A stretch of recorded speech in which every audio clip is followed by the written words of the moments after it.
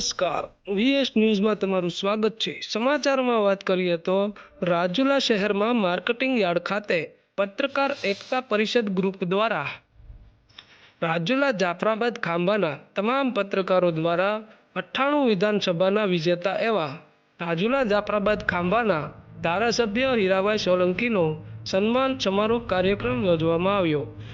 તેમજ આ સન્માન સમારોહ કાર્યક્રમમાં પત્રકારો દ્વારા વિકાસને લગતા પોતપોતાના મંતવ્યો રજૂ કરવામાં આવેલ।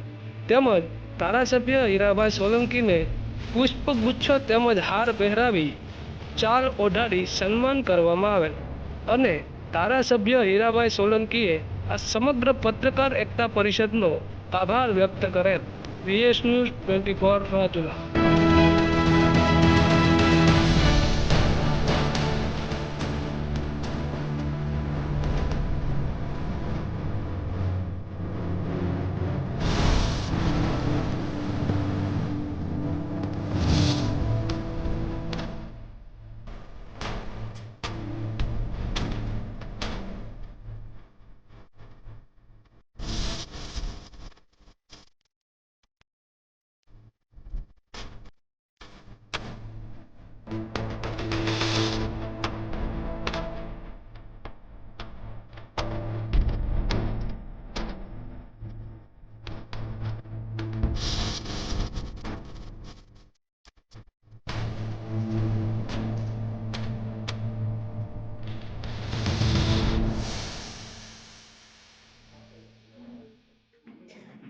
ભાઈ પહેલા તો તમે અત્યારે સૌલભ વિજય મેળવો છે તે બદલ તમને બધાય પત્રકારો વતી અમારી ખૂબ ખૂબ શુભકામનાઓ। આભાર।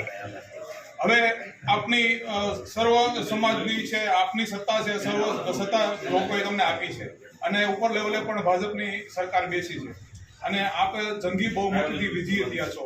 તો આ આપણા ખાંભા, રાજુલા અને જાફરાબાદ બહુ વિકાસથી વંચિત તાલુકા રહી ગયા છે। તો પ્રથમ વિકાસ કરવા માટેની કામની પ્રાયોરિટી આપ કોને આપશો? 98 વિધાનસભા રાજુલાના પત્રકાર ભાઈઓ, social media, press media, TV media દ્વારા આજે જે મારું પ્રથમ આપ સૌએ અમારું સન્માન કર્યું એ બદલ આપ સૌનો ખૂબ ખૂબ હાથ જોડીને આપ સૌનો પ્રથમ તો આભાર માનું છું। અને હવે 98 વિધાનસભા 18 વર્ણના લોકો, વેપારીગણ અને દરેક જ્ઞાતિના લોકો એમનો જે જળવંત વિજય થયો છે, ભારતીય જનતા પાર્ટીના કાર્યકર્તાઓનો જે વિજય થયો છે, હવે જવાબદારી થોડીક વિશેષ અમારી વધી ગઈ છે અને ત્રણેય તાલુકાને ન્યાય મળે, ત્રણેય તાલુકાનો વિકાસ થાય।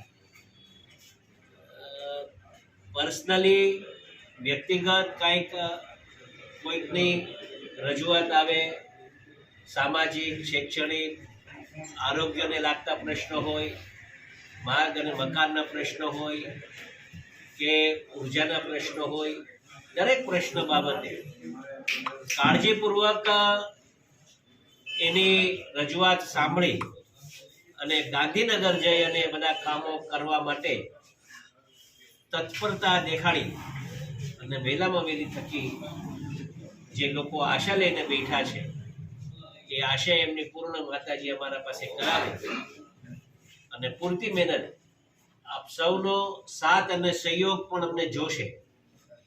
ક્યારેક ક્યારેક સરકાર સારા એવા કામ જ્યારે કરતા હોય ત્યારે એની પ્રસિદ્ધિ પણ આપ થકી થાય અને વાસ્તવિકતા લોકોને ધ્યાન ઉપર આપના થકી મૂકવામાં આવે તો હું માનું છું કે આપણે સાથે મળી અને આ 98 વિધાનસભાનો વિકાસ સાથે મળી અને કરીએ એ આપ સૌ પાસે આશા રાખું છું। આપે મારું આજે સન્માન કર્યું એ બદલ હું આપ સૌનો ખૂબ ખૂબ આભાર માનું છું। જ્યારે આપ ધારાસભ્ય નહોતા ત્યારે પણ કાર્યાલય કાર્યરત જ હતું અને લોકોનું આપ કામ કરી રહ્યા હતા, પરંતુ આપના તરફથી કોઈ અત્યારે એવી વ્યવસ્થા ખરી કે આપ અરજદારોને અમુક સમયે સાંભળો અને અરજદારો આપને મળી શકે?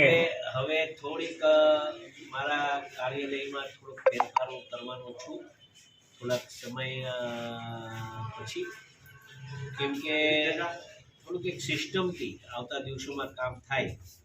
કેમ કે જે લોકો ઘણી બધી આશાઓ લઈને મારા સમક્ષ આવતા હોય અને ખાસ કરીને નાના નાના માણસોના નાના નાના કામ જે મારા સુધી મારી કાર્યાલય સુધી પહોંચે, તો હું માનું છું કે હવે એ કાર્યાલયમાંથી પ્રત્યક્ષ લોકો સાથે મારા ભારતીય જનતા પાર્ટીના કાર્યકર્તા સાથે જઈને એનું કામ સંપૂર્ણ કરે, એનું કામ પૂર્ણ કરે એવા પ્રયાસો અમે કરીશું અને જેટલું બને તેટલું ન્યાય લોકોને મળે એવા એ દિશાએ અમે કામ કરીશું. ભાઈ, રાજુલા નગરપાલિકાની અંદર અત્યારે કોંગ્રેસની રાજુલા નગરપાલિકાના જે પ્રમુખો બદલવા સિવાય દર 6 મહિને પ્રમુખો બદલવા સિવાય કોઈ કામગીરી થઈ નથી કે કોઈ વિકાસ પણ કરી રહ્યા નથી. ખાલી માત્ર ને માત્ર પ્રમુખો બદલી રહ્યા છે. એટલા માટે હવે આવતા દિવસોમાં થોડાક સમયમાં ચૂંટણી આવે છે, એના વિશે આપનો કોઈ આગવો વ્યૂ ખરો સાહેબ? પ્રજાએ જે રીતે આ વખતે રાજુલા શહેરની પ્રજાએ જે એક જળવંત વિજય ભારતીય જનતા પાર્ટીને મન બનાવીને જે આપ્યો છે, એ જ રીતે નગરપાલિકા પણ ભારતીય જનતા પાર્ટીની બનવાની છે, એમાં કોઈ શંકાને સ્થાન નથી. પણ રાજુલા શહેરમાં આજે પણ મને આ ધ્યાન ઉપર એક બ્રહ્મ સોસાયટીમાંથી બેનનો કાલે ફોન આવેલો અને 10 દિવસથી જે પાણી ત્યાં નથી મળ્યું, એ બહુ દુઃખદ વાત કહેવાય. અને ક્યાંક ક્યાંક તો એવા પ્રશ્નો પણ બન્યા છે કે જ્યાં નળના પાઇપ સાથે ગટરના પાણી જોઈન્ટ થઈ ગયા છે અને એવું ડોળું પાણી પણ ક્યાંક ક્યાંક આવે છે. તો પ્રથમ તો ચીફ ઓફિસર સાહેબ સાથે બેસી અને આ નગરપાલિકા વિશે જેટલા આવા પ્રશ્નો હશે એ પ્રશ્નોનું નિરાકરણ કરવા માટે પણ અમે એક સાથે મળીને આયોજન મિટિંગ સાથે રાખીને ચીફ ઓફિસર સાથે કરવાનો છું અને આવતા દિવસોમાં નગરપાલિકા શહેરને વિકાસ મળી રહે એ માટે પણ એ દિશાએ અમે કામ કરવાના છીએ. ઓકે.